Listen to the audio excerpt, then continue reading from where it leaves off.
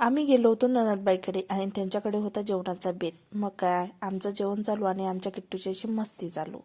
मग ठरवलं आम्ही त्यांच्याकडे मोठं चंद्रभागा डॅम म्हणून धरण आहे आणि मग गेलो तिथे धरण बघायला.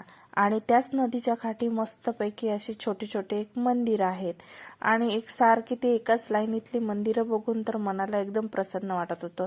आणि गावाकडचं ते फ्रेश वातावरण मस्तपैकी. मग काय मंदिराचं देवांचं दर्शन घेतलं आज जाताच आणि मग धरण बघायला गेलो.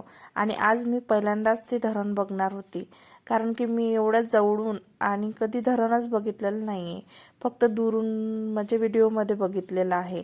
आणि आज पहिल्यांदाच ते धरण बघणार होते. मग काय धरण बघितलं, खूप मोठं धरण होतं आणि त्या धरणाचे मोठमोठे दरवाजे आज मी पहिल्यांदाच बघितले होते. आणि ती खोलवर नदी पाहून तर मन धक करत होतं, कारण मी त्याच पुलावर उभे होते नदीच्या. आणि मग काय मस्त असं धरण तर बघितलं. मग काय मासे पकडणारी माणसं पण तिथे होती आणि मासे पकडत होती.